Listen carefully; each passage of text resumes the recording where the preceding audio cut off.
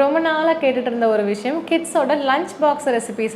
யாரோ ஒரு அம்மா எப்போவுமே கேட்பாங்க, கிட்ஸுக்கு லஞ்ச் பாக்ஸ் சொல்லுங்கள், லஞ்ச் பாக்ஸ் சொல்லுங்கள். அவங்களுக்காகவே இந்த ஒரு வீடியோ நான் பண்ணுறோம். கிட்ஸ் லஞ்ச் பாக்ஸுக்கு வந்துட்டு இதை டிசைன் பண்ணது வந்துட்டு டெய்ஸி மேம் தான். அவங்க சொல்லியிருக்காங்க, அதை அப்படியே படிக்க மட்டும்தான் போகிறேன். மற்றபடி இதுக்கும் எனக்கு எந்த சம்மந்தமும் இல்லை. அவ்வளோ அழகாக உங்களுக்கு உட்காந்து 25 டைப்ஸ் ஆஃப் லஞ்ச் காம்பினேஷன்ஸ் கொடுத்துருக்காங்க. இது அப்படியே நீங்கள் கிட்ஸுக்கு கொடுத்தீங்கன்னா நல்ல ஒரு ஹெல்தி லைஃப் ஸ்டைலுக்கு போவாங்க. அண்ட் இந்த டிப்ஸில் வந்துட்டு ஒவ்வொரு லஞ்ச் பாக்ஸ்லேயும் வந்துட்டு உங்களுக்கு ஒரு ப்ரோட்டீன் இருக்குது. இந்த ப்ரோட்டீன் எவ்வளோ முக்கியம் நமக்கு தெரியுது இல்லையா? அண்ட் ஆல்சோ இந்த லஞ்ச் பாக்ஸ் ரெசிபிக்கு போகிறக்கு முன்னாடி நான் என்ன சொல்கிறேன்னா, இதில் இருக்கிற ஒவ்வொரு குவான்டிட்டியும் ஈக்குவலாக இருக்கணும். இப்போ நான் வந்துட்டு ரைஸ் கொடுக்குறோன்னு வச்சுக்கோங்களேன், அந்த ரைஸோட சேம் குவான்டிட்டி தான் பொரியல் இருக்கணும், பொரியலோட சேம் குவான்டிட்டி தான் ஃப்ரூட்ஸ் இருக்கணும். புரிஞ்சிடுச்சுங்களா? அப்போ ஒரு 3 அடுக்கு டிஃபன் பாக்ஸ் உங்கள் குழந்தைங்களுக்கு கொடுக்குறீங்கன்னா, ஃபஸ்ட் அடுக்கில் ஃப்ரூட்ஸு, 2வது அடுக்கில் நாங்கள் சொல்கிற ப்ரோட்டீன் வகை, 3வது அடுக்கில் வந்துட்டு நாங்கள் சொல்கிற அந்த குழம்பு சாதம் கொடுக்கலாம். சரிங்களா?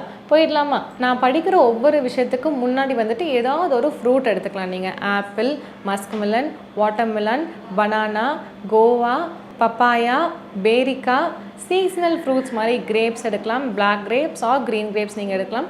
சீசனல் ஃப்ரூட்ஸ் எந்த ஃப்ரூட் அந்த மாதம் கிடைக்குதோ, மேங்கோவாக இருக்கலாம், வெள்ளரிக்காவாக இருக்கலாம், எந்த மாதம் எந்தெந்த ஃப்ரூட் கிடைக்குதோ அந்த ஃப்ரூட் வந்துட்டு நமக்கு என்னதில் இருக்கணும், ஃபர்ஸ்ட் டிஃபன் பாக்ஸ், அதாவது 3 அடுக்கில் வந்துட்டு மொதல் அடுக்கில் ஃப்ரூட்ஸ் இருக்கணும். நான் ஏன் வந்துட்டு ஃப்ரூட்ஸை லிஸ்ட் அவுட் பண்ணல அப்படின்னா, இப்போ நான் ஆப்பிள் சொல்கிறேன்னா எல்லா மாதமும் ஆப்பிள் கிடைக்காது, எல்லா மாதமும் ஒரு ஃப்ரூட் கிடைக்காது. ஸோ சீசனல் ஃப்ரூட்ஸ் வந்துட்டு எதில் இருக்கணும், மொதல் அடுக்கில் இருக்கணும். நம்ம 2வது அடுக்குலையும் 3வது அடுக்குலையும் என்னென்ன இருக்கணும்னு சொல்லிட்டு நான் சொல்லிடுறேன். இந்த வீடியோட கடைசியில் வந்துட்டு உங்களுக்கு ஒரு சார்ட் மாதிரி கொடுத்துருவோம். அது ஒரு ஸ்க்ரீன்ஷாட் எடுத்து நீங்கள் கிச்சனில் கூட ஒட்டிக்கலாம், which will be very easy for you. 25 lunch items அந்த காம்பினேஷன் கூட நம்ம போகலாம். பருப்பு சாதம், cauliflower fry, phulka chana masala, phulka paneer masala, coconut rice mushroom fry, curd rice potato fry, egg sandwich மாதிரி எடுத்துக்கோங்க. நிறைய உள்ளே வந்துட்டு முட்டை ஒன்று வச்சுக்கோங்க, நிறையா காய்கறிகள் வச்சு எக் சாண்ட்விச் எடுத்துக்கலாம். பன்னீர் வெஜ் ரோல் வந்துட்டு சப்பாத்தியில் இருக்கட்டும்.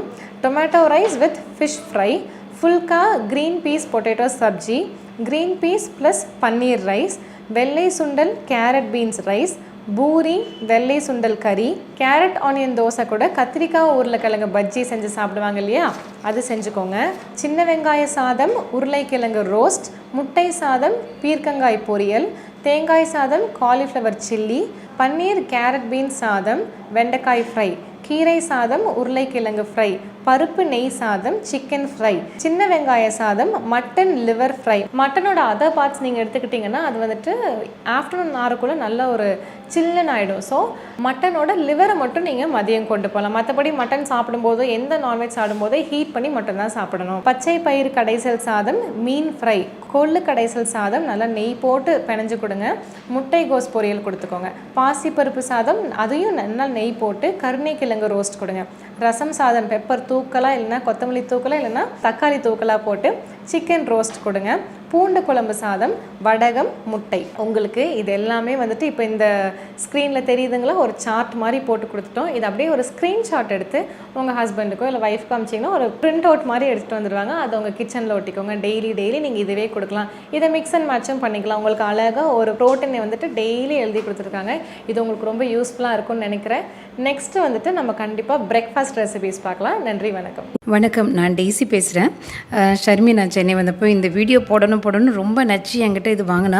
அவள் என்னோட டாக்டர் தான். நிறைய பேர் அது ஒரு சந்தேகமாக கேட்டுகிட்டே இருந்தீங்க. அவள் என்னோட டாக்டர் தான். இப்போ இந்த வீடியோவில் வந்து நம்ம குழந்தைங்களுக்கு வந்து பாக்ஸ் கொடுக்கும்போது பிளாஸ்டிக் டிஃபன் பாக்ஸ் கொடுக்கவே கொடுக்காதீங்க. அது ஒரு முக்கியமான பாயிண்ட். 2வது, குழந்தைங்களுக்கு வந்து ஷர்மி சொன்ன மாதிரி கொள்ளு சாதம், பாசிப்பயிறு சாதம், பாசி பருப்பு சாதம், ரசம் சாதம், நரிப்பயிறு சாதம், கீரை சாதம் இதெல்லாம் கொடுக்கும்போது நம்ம முதல்ல இப்போ கொள்ளு சாதம் கொடுக்குறோன்னா கொள்ளு கடைசல் செஞ்சு சாதத்தோட வச்சு பண்ணிவோம் இல்லையா?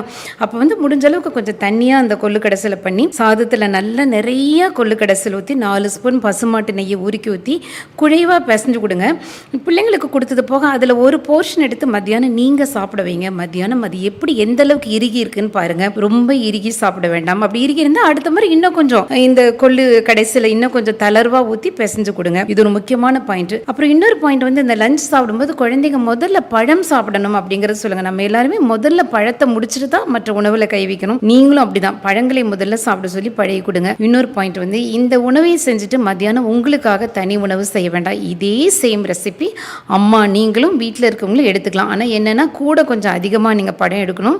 கூட கொஞ்சம் அந்த மஷ்ரூமோ காலிஃப்ளவரோ சிக்கனோ ஃபிஷ்ஷோ இல்லை கூட இருக்கிற பொரியலும் அதை அதிகமாக எடுத்துகிட்டு ரைஸை ரொம்ப கம்மி பண்ணிக்கோங்க. ரைஸோட குவான்டிட்டி உங்களுக்கு ரொம்ப கம்மியாக இருக்கணும். பழங்கள் காய்கறிகள் பொரியல் அந்த ப்ரோட்டீன் அந்த மீன் இதெல்லாம் ஜாஸ்தி பண்ணிவிட்டு ரைஸை கம்மி பண்ணி இதே உணவு முறையை நீங்களும் சாப்பிட்டுக்கலாம். உங்களுக்குன்னு தனியாக சமைக்க வேண்டாம். இன்னொன்று வந்து இந்த டிஃபன் பாக்ஸ் வந்து ஷர்மி 3 அடுக்கு டிஃபன் பாக்ஸ் வச்சுக்கோங்க அப்படின்னு சொன்னால் அது ஒரு நல்ல பாயிண்ட்டு. உங்களுக்கு அது ஒரு வேளை இன்கன்வீனியண்ட்டாக இருந்ததா 3 போர்ஷனாக இந்த வீடியோவில் நான் காமிச்சிருக்கேன் இல்லையா, அந்த 3 போர்ஷனாக பிரித்த டிஃபன் பாக்ஸ் கூட நம்ம பிள்ளைங்களுக்கு கொடுக்கலாம். இப்போ இதில் வந்து நானும் ஷர்மி இது கொஞ்சம் ரொம்ப கவனமாக நம்ம பிள்ளைங்க உடம்பு ரொம்ப நல்லா இருக்கணும், நல்ல செரிமானம் ஆகணும், ப்ரோட்டீன் நல்லா அவங்க உடம்புல போகணும், காய்கறிகள் பழங்கள் போகணும், கவனமாக நல்ல ஒரு வெல் பேலன்ஸ்டு டயட்டாக இது நம்ம பிள்ளைங்களுக்காக ப்ரிப்பேர் பண்ணது. நல்ல ஆரோக்கியமான ஒரு எதிர்காலம் வரணும்னு நம்ம வேண்டி இதை செஞ்சுருக்கோம். இதை ட்ரை பண்ணுங்கள். நன்றி, வணக்கம்.